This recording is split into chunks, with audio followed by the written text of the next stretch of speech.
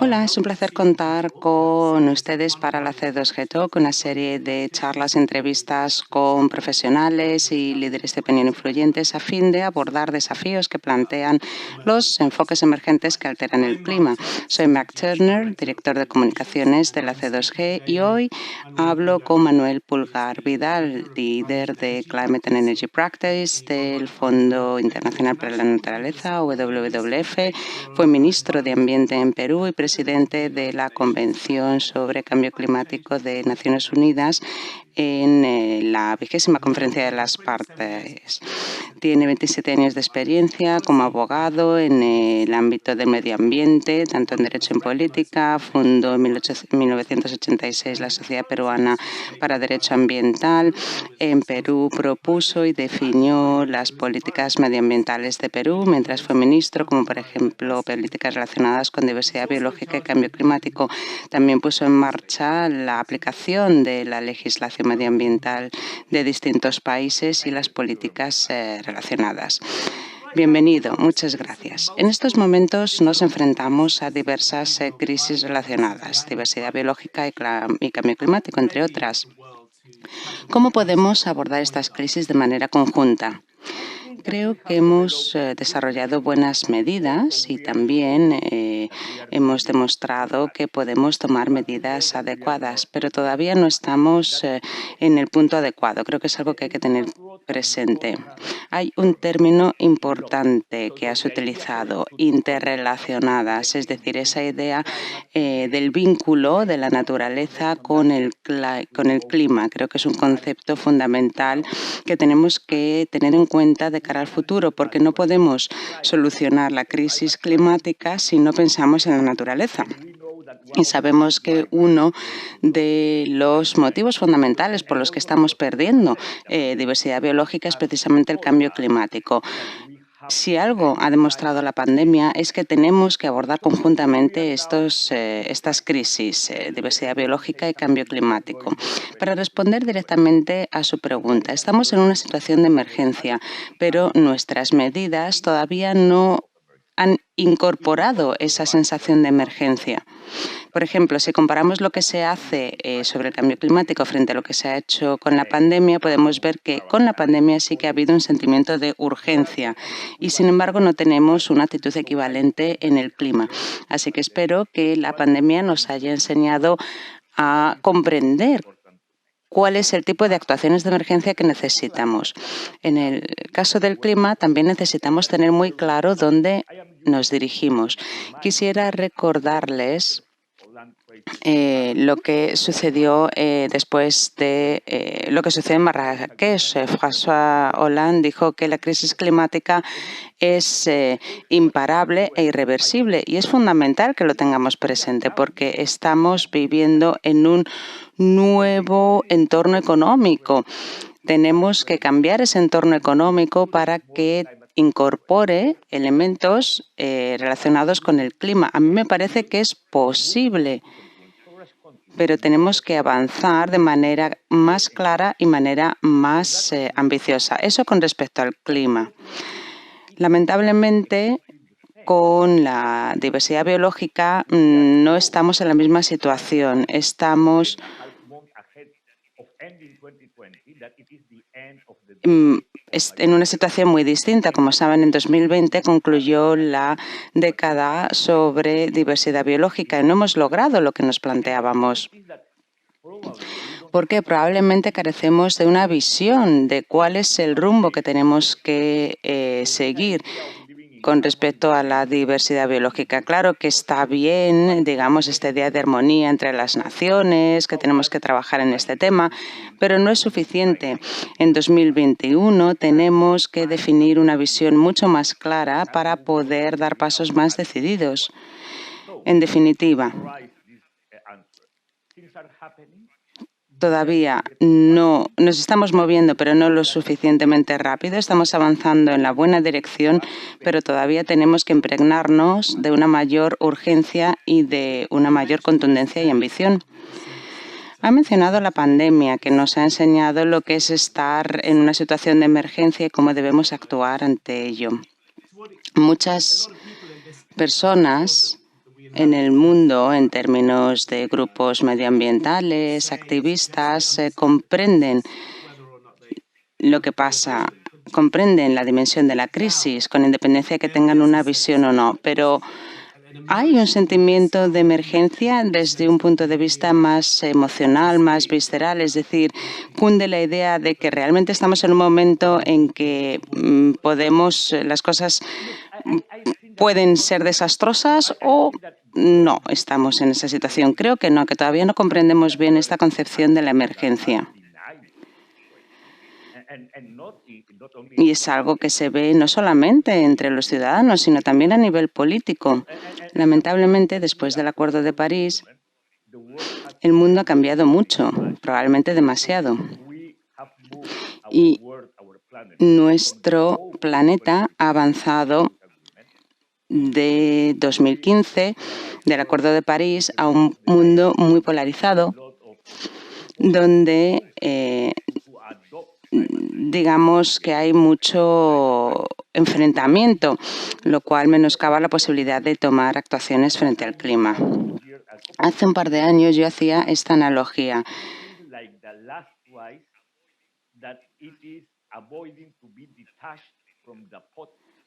Es decir, es como el último arroz que queda en el último granito de arroz que queda en la cazuela que estamos limpiando, que muchas veces es el más difícil de quitar, ¿verdad?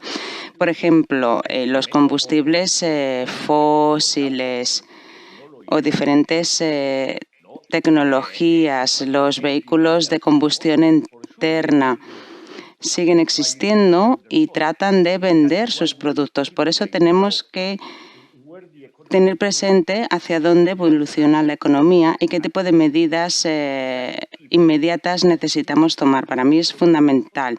Si somos capaces en la próxima COP de definir cómo podemos avanzar hacia un mundo de emisiones netas de cero en 2050, probablemente todos tengan claro cómo avanzar de forma más decidida y contundente. Por eso es fundamental definir una estrategia a largo plazo. Es fundamental para poder cambiar la situación actual.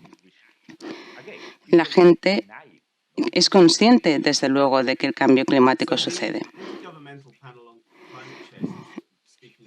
Para lograr un nivel de emisiones neto de cero y también para evitar que el calentamiento global sobrepase el 1,5 grados para finales de siglo, necesitamos, por un lado, recortar emisiones, pero también eliminar millones de toneladas de la atmósfera, millones de toneladas de CO2. ¿Qué papel pueden desempeñar los enfoques naturales para eliminar dióxido de carbono de la atmósfera y lograr los objetivos climáticos? Buena pregunta. La naturaleza, desde luego, puede desempeñar un papel fundamental para abordar la crisis climática y las soluciones naturales están cobrando un gran impulso, como sabemos, como un elemento fundamental para lograr nuestros objetivos. Y además es fundamental para establecer ese vínculo entre naturaleza y clima y poder atajar la crisis climática y también la pérdida de naturaleza. Sabemos que cuando se habla de soluciones naturales, estamos hablando de un concepto en evolución. Afortunadamente, esa evolución es positiva y sólida, pero está evolucionando aún. ¿Por qué señalo esto? Porque primero necesitamos alcanzar un acuerdo entre los diferentes interlocutores. ¿De qué hablamos cuando se mencionan soluciones naturales? Mantenimiento de la naturaleza, fundamental. Abordar un reto social y, en tercer lugar, que se pueden crear cobeneficios. Entonces, si digo esto, es porque no todas las intervenciones o todas las medidas basadas en la naturaleza son intervenciones naturales y todavía hay un cierto debate al respecto. Hay un concepto desarrollado por la OICN que está cobrando impulso y eso es positivo. A partir de ahí, como ha planteado también la OICN, necesitamos establecer una serie de criterios, una serie de normas Y por eso son fundamentales las normas que planteó, los estándares que planteó la OICN hace unas semanas para saber cómo podemos medir, por ejemplo, los retos sociales que queremos abordar, cómo podemos medir y cuantificar los cobeneficios, etcétera. Sí, simplemente para que no lo sepa, la OICN es la Unión Internacional para la Conservación de la Naturaleza. Para precisar, pues si acaso alguien lo desconoce. Muchas gracias. Bueno, entonces tenemos que tener todos estos elementos en cuenta con respecto a las soluciones naturales. Como he dicho, hay medidas basadas en la naturaleza que no necesariamente son medidas naturales, a pesar de que se tomen para atajar la crisis climática. Por otra parte, sabemos dónde queremos llegar, sabemos que queremos una economía distinta en unos años. A la luz de ese objetivo, ¿cuál tiene que ser nuestra obligación primordial, la prioridad absoluta? Reducir emisiones. Es fundamental. Por ejemplo, las soluciones naturales o las intervenciones naturales, si no se avienen a las obligaciones y prioridades que emanan del Acuerdo de París, pues tienen que tienen que tener un segundo plano. Lo fundamental es saber cuál es nuestra obligación, cuál es nuestra prioridad para poder alcanzar los objetivos que nos hemos planteado. Por otra parte, Marc, aún no hemos diseñado medidas que realmente apuesten por una reducción sustancial. Hay, por eso, muchas dudas acerca de del papel que puede desempeñar la naturaleza. Se sabe que va a desempeñar o que puede desempeñar un papel fundamental, pero no debe limitar nuestra visión para apostar por una reducción más sustancial. ¿Nos puedes hablar de algunos enfoques naturales que sean prometedores? ¿Cuáles son los retos que plantean? Y no sé si se puede cuantificar, pero a lo mejor hay gente que dice, bueno, todo se puede hacer con este tipo de intervenciones y otros, sin embargo, abogan por una cartera de medidas más variada. ¿Qué papel, según su visión, pueden desempeñar ciertos enfoques basados en la naturaleza? Cuando se habla de enfoques naturales, tenemos que ver hasta qué punto estamos hablando de eliminación de dióxido de carbono, porque son medidas que podrían basarse sobre todo en la naturaleza, pero también se pueden aplicar medidas tecnológicas, así que no se puede mezclar todo en el mismo saco. Con respecto a los enfoques naturales, la ciencia ha reconocido cuáles son los principales. Perú, por ejemplo, nuestra principal fuente de emisiones es el uso de la tierra y el cambio en el uso de la tierra junto con la deforestación,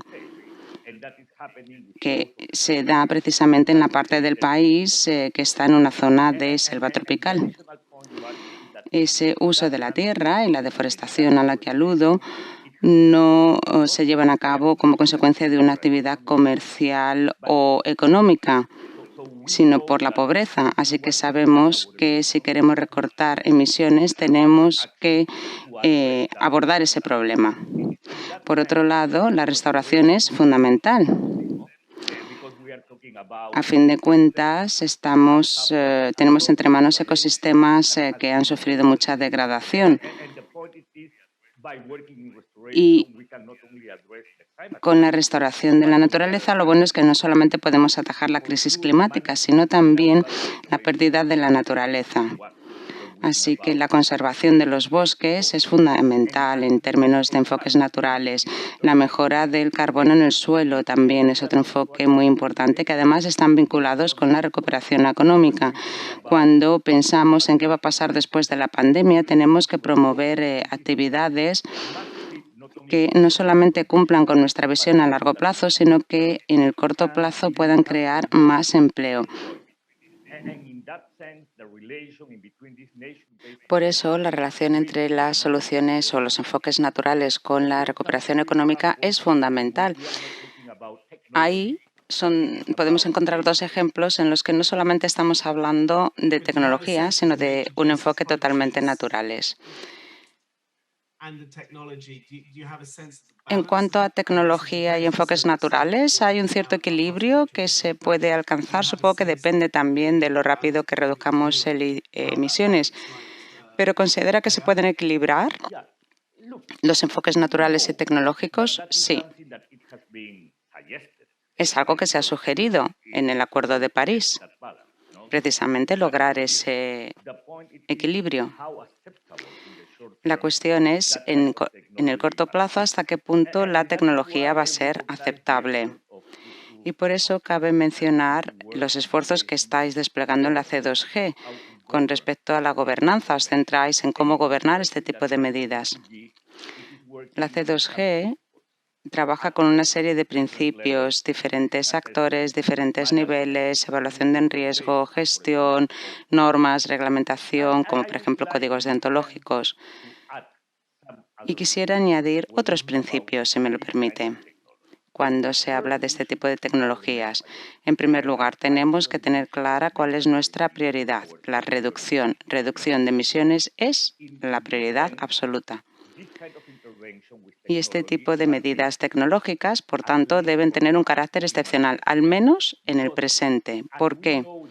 Puesto que sabemos que aún no hemos fomentado todas las medidas necesarias para lograr una reducción real, este tipo de intervenciones debe tener carácter excepcional. Por otro lado, estas tecnologías deben demostrar que pueden crear beneficios de manera sostenible. Para mí es un principio fundamental. Además, Marc, tenemos que establecer una jerarquía de mitigación. Y ya hay organizaciones, entidades que están trabajando en ello. Y se habla, por ejemplo, de emisiones residuales en ciertos sectores en los que la reducción es muy complicada. Tenemos que tener en cuenta también cuestiones sociales, cuestiones de responsabilidad jurídica cuando se plantea este tipo de tecnologías. Y además la tecnología tiene que tener una base empírica y hemos de desarrollar un mecanismo de seguro o de garantías para estar seguros de que no vamos a causar perjuicios.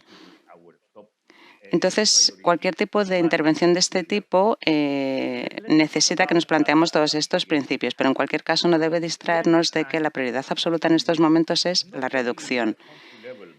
Estamos en un momento en el que no solamente a nivel nacional, sino en el mundo corporativo, hay empresas que pues están erigiéndose en líderes climáticos.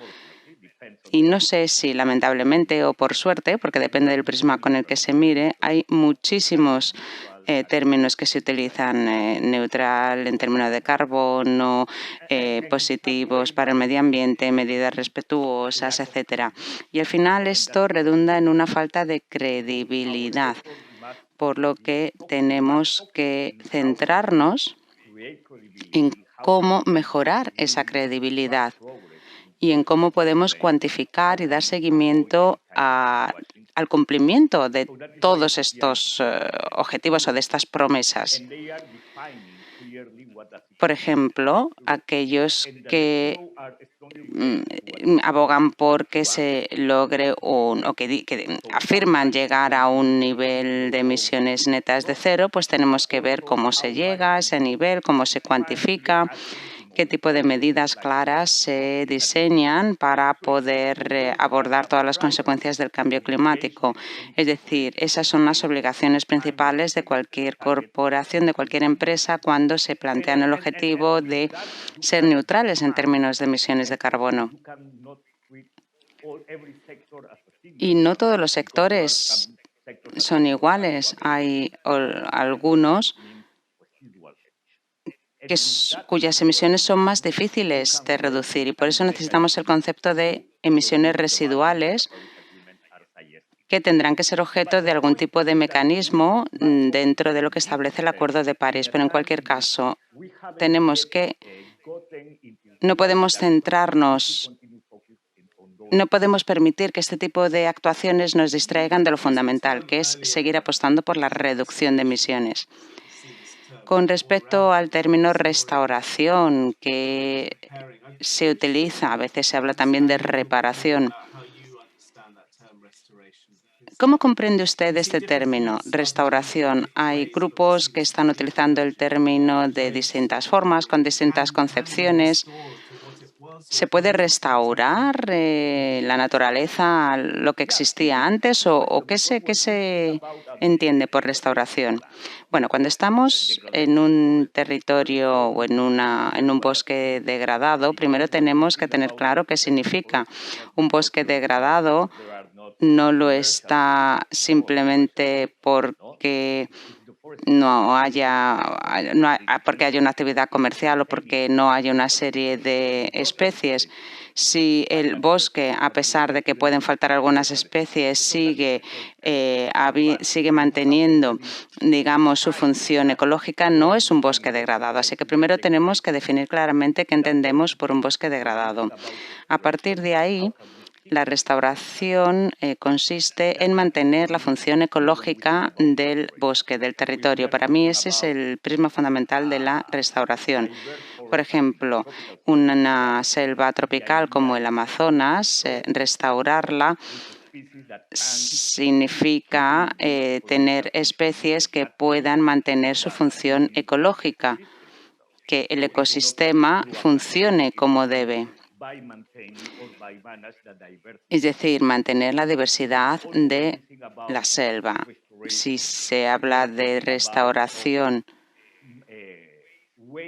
también tenemos que pensar en diferentes formas de trabajar en ese territorio o en ese bosque o selva, de modo que no se perjudique la situación actual de sumidero de carbono de ese bosque, es decir, que no se reduzca, sino no se merme su capacidad de reducir emisiones, de absorber dióxido de carbono. Tenemos que pensar en la función del ecosistema, en la función ecológica y en la absorción de carbono. ¿Piensa que el término restauración puede concebirse de distintas formas en función de los objetivos que persiga cada uno? Sí, puede ser, pero por eso necesitamos establecer unos criterios claros y unas normas claras, como por ejemplo ya se ha hecho para las soluciones naturales por parte de la OICN. Creo que poco a poco podemos lograr una mayor claridad con respecto a este término. La UICN además ha establecido una serie de normas, pero la UICN es una entidad no oficial, a pesar del papel que desempeñan. A medida que este enfoque natural y estas medidas basadas en la naturaleza entran en el proceso, digamos, oficial,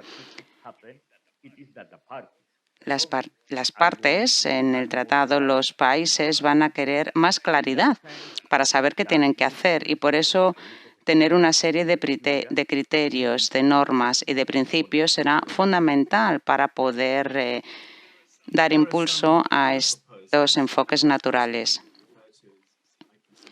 En el informe del IPCC se mencionan también otros enfoques, como reflejar luz solar de vuelta al espacio, que se conoce como geoingeniería solar o modificación de la radiación solar. ¿Qué piensa acerca de estos enfoques? ¿Estamos preparados para poder abordar este debate ya? Bueno, creo que nunca es pronto para debatir acerca de algo. A mí me parece que nosotros, por ejemplo, como organización, siempre estamos abiertos a plantearnos, a debatir cualquier punto y sobre todo, reflexionar acerca de qué tipo de normas de gobernanza podemos establecer. Eso está claro. Dicho eso, cualquier elemento que nos distraiga de nuestro objetivo primordial, al menos por el momento, no debe cobrar protagonismo. Insisto,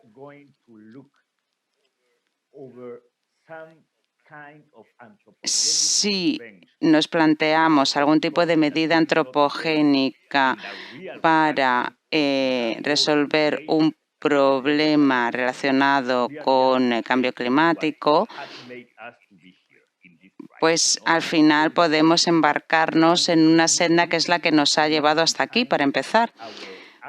Por eso tenemos que evitar caer en la arrogancia de que somos seres humanos omnipotentes y pensar que vamos a resolver este problema simplemente con un equipamiento tecnológico que vamos a poner en la estratosfera.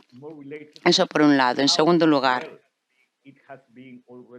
¿hasta qué punto se ha demostrado los efectos a largo plazo de esta tecnología? Y lo cierto es que aún no ha quedado demostrada.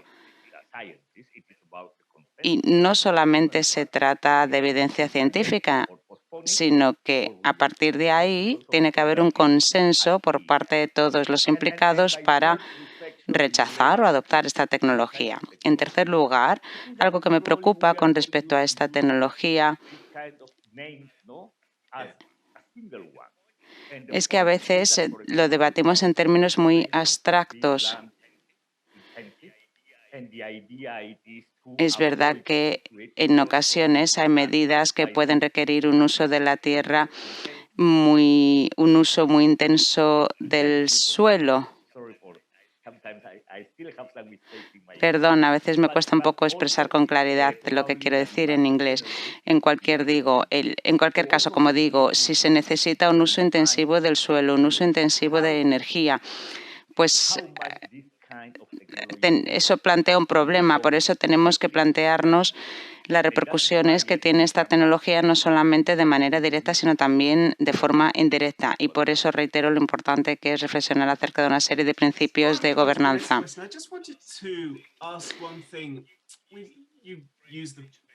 Cuando se habla usted ha mencionado soluciones naturales o soluciones basadas en la naturaleza, que se aviene a la definición de la UCN.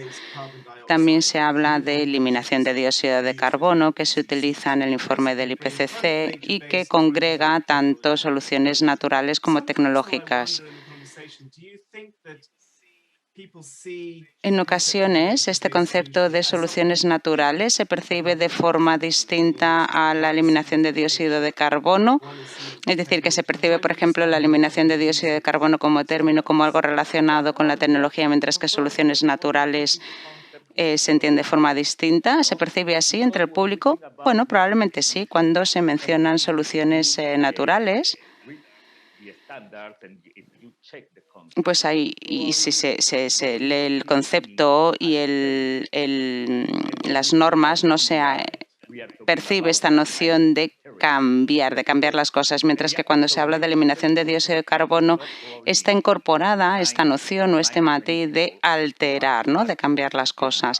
Entonces sí que es verdad que hay mucha gente que a lo mejor no considera que las soluciones naturales formen parte de la eliminación de dióxido de carbono. Algo que ha mencionado, pero que quisiera explorar en más detalle, ¿qué papel desempeña el WWF a la hora de reflexionar acerca de la eliminación de dióxido de carbono, de la modificación de la radiación solar? ¿Se están implicando en este tipo de debates? Sí, bueno, estamos colaborando con la C2G, como sabe, para ver cómo podemos establecer una serie de normas y principios que regulen este tipo de medidas. Además, hace un año o algo más, publicamos una declaración de posición acerca de la eliminación de dióxido de carbono en la que establecimos, a nuestro juicio, qué tipo de medidas son adecuadas. Se habla de restauración de la función ecológica, la restauración de los bosques, de la mejora del carbono en el suelo, que este tipo de intervenciones no tengan repercusiones sociales negativas, que se mejore la capacidad de almacenamiento, absorción y almacenamiento de carbono y que se proteja también, digamos, la tierra. Esos son los principios que nosotros defendemos. Con respecto a la eliminación de dióxido de carbono, ¿considera que la UICN abrirá un debate que incorpore también enfoques tecnológicos y no solo naturales? Sí, puede ser, ojalá. En el Congreso Mundial para la Conservación que organiza el UICN, suele haber... Es un tema que sería muy polémico y habría probablemente posiciones muy enconadas al respecto. Pero bueno, así funcionan las cosas. Así es como debatimos acerca de ciertos temas, con independencia de lo polémicos que puedan resultar. Se trata de poder mantener ese tipo de deliberaciones. ¿Y qué papel puede desempeñar el Convenio sobre Diversidad Biológica con relación a la Convención Marco, por ejemplo? Este tipo de debates acerca de enfoques que eliminan dióxido de carbono de la atmósfera pueden tener cada vez más peso. Bueno, pues es una pregunta interesante. Esos convenios, el Convenio sobre Diversidad Biológica y la Convención Marco sobre Cambio Climático, tienen procesos independientes de deliberaciones para deliberaciones oficiales y no oficiales. Por ejemplo, hay seminarios y actividades de ese tipo que se organizan. En el ámbito oficial, los negociadores están habituados a deliberaciones basadas en el mandato que reciben de sus países. No se puede abrir un debate para que no exista ese mandato. Por tanto, en el canal oficial se necesitaría un mandato para que se abra ese debate. Pero en el canal informal, al menos, se podría reconocer las soluciones naturales como mecanismo también para abordar el clima. Y confiamos en que es algo que se logre en la próxima conferencia de las partes. Eso con respecto a la Convención Marco. Ahora, en cuanto al Convenio sobre Diversidad Biológica, las cosas funcionan diferente. Y como sabe, la comunidad del Convenio de Diversidad Biológica son más conservadores y por eso a día de hoy siguen manejando esta idea de enfoques ecosistémicos y son más reticentes a la hora de incorporar, por ejemplo, soluciones naturales como concepto. Yo creo que ambos instrumentos necesitan ir en consonancia, necesitan estar en línea.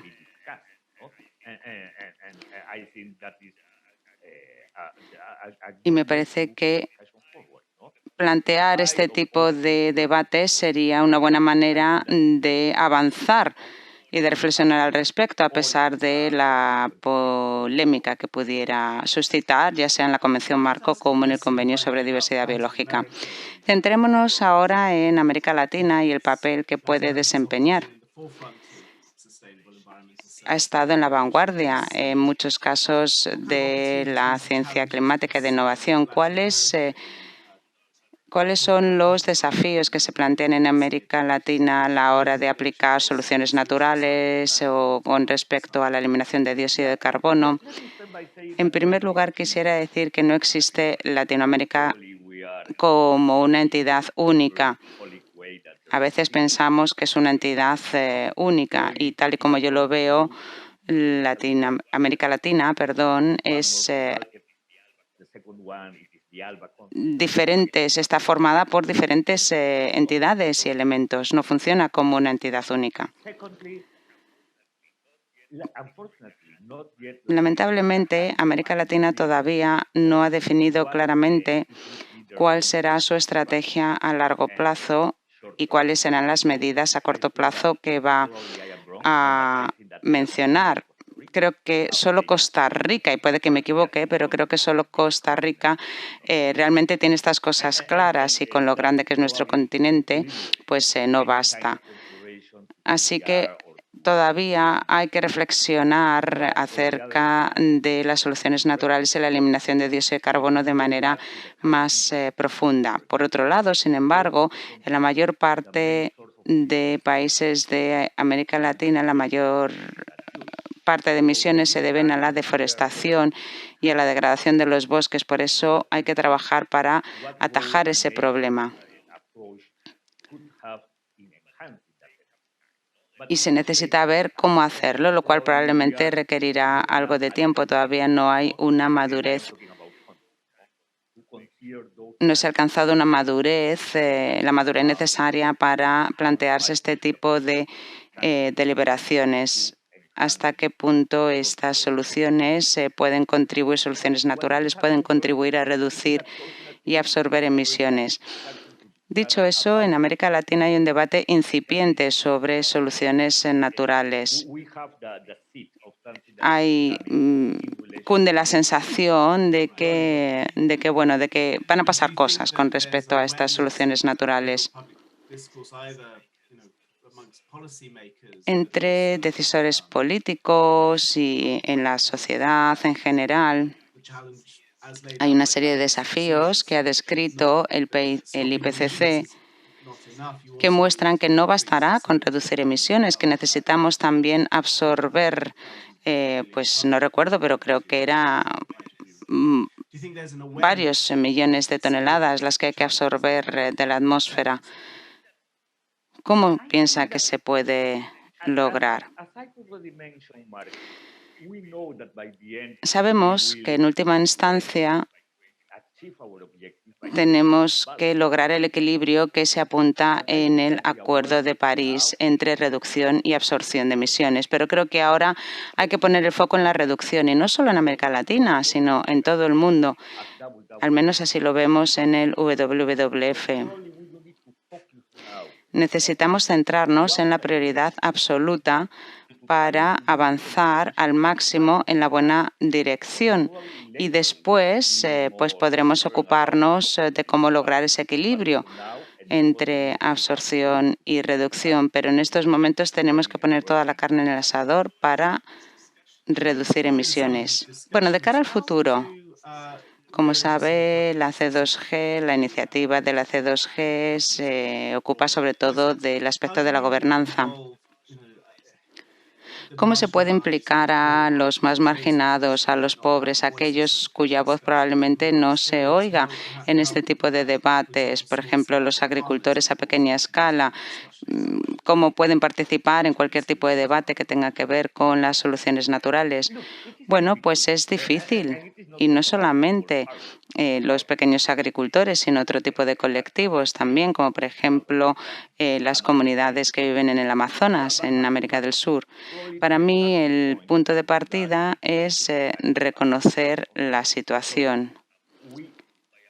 Tenemos que evitar que cualquier medida que adoptemos, que puede ser sumamente clara y sostenible, se haga sin tener en cuenta sus derechos, los derechos de estas comunidades, derechos a la tierra, derechos también que tienen que ver con sus conocimientos tradicionales, su forma de vida. Es lo primero que hay que hacer, respetar al máximo sus derechos a la hora de poner en marcha cualquier medida. Además, cualquier intervención debe incluir estas comunidades. Por ejemplo, cualquier medida de restauración, de gestión de los bosques, no puede pasar por alto estas comunidades. Tenemos que evitar, en estos momentos de inicio del proceso, tenemos que evitar su rechazo. Mark ya sabe lo difícil que resultó poner en marcha REDD+ en el seno de comunidades indígenas y tradicionales, porque pensaban que este tipo de mercado podría conculcar sus propios derechos. Bueno, para quien no lo sepa, REDD+ era un programa para reducir emisiones por deforestación y degradación. Sí, eso es. Y fue, como sabes, muy difícil. Hasta hace poco realmente pues hubo muchas reacciones en contra. Así que hay que respetar sus derechos en primer lugar, después hay que incluirlos a la hora de aplicar cualquier tipo de solución que se diseñe. Y esas soluciones tienen que ser explicadas, tienen que comprender cuáles son las repercusiones de este tipo de intervenciones, que tienen que ser sostenibles y que va a evitar perjuicios que podrían dañarlos y que además va a generar cobeneficios que van a poder aprovechar. Por eso esos tres conceptos son fundamentales, y también es fundamental contar con principios y criterios claros. Este ámbito puede llevarnos a la desesperación y a la depresión, porque la dimensión de la crisis es enorme y al mismo tiempo hay que mantener la esperanza para poder avanzar. ¿Cómo se logra mantener la esperanza siendo plenamente conscientes de la envergadura de los desafíos a que nos enfrentamos? Sí, es verdad, se trata de un elemento fundamental. Pero déjame decirte algo, yo soy optimista por naturaleza. Cuando fui el presidente de la COP20, la gente me preguntaba por qué soy tan optimista. Bueno, pues sigo siendo optimista. ¿Por qué? Porque no solamente tenemos que tener en cuenta que las cosas realmente están cambiando y hay evidencias claras, pero para mí lo más importante es que la economía ha empezado a cambiar y esa es la clave. Porque es la forma también, es el argumento que vamos a tener para convencer a nuestros políticos a nivel interno. En Perú o en América Latina, olvidemos el Acuerdo de París. Y claro, fíjate, yo fui uno de los, y sigo siendo uno de los defensores del proyecto, pero dejemos de lado el Acuerdo de París, porque no se trata de un documento, se trata de la economía. Es decir, no tenemos que esgrimir el Acuerdo de París como argumento, sino que tenemos que esgrimir el argumento económico, explicar cuáles serían las consecuencias de no hacer nada, las consecuencias con respecto a los productos que exportamos y las consecuencias con respecto a tecnología obsoleta que quedaría en nuestro territorio. Tal y como yo lo veo, esos son los argumentos infalibles para convencer a los políticos a nivel interno. Demostrar que la economía ya ha empezado a cambiar, que muchas regiones y países del mundo ya se han embarcado en una vía para alcanzar los objetivos de emisiones netas de cero y que nosotros tenemos que embarcarnos también en esa senda porque de otro modo las consecuencias para nuestra economía serán nefastas. Muchísimas gracias. Ha sido muy interesante. Gracias a ti, Marc. Adiós.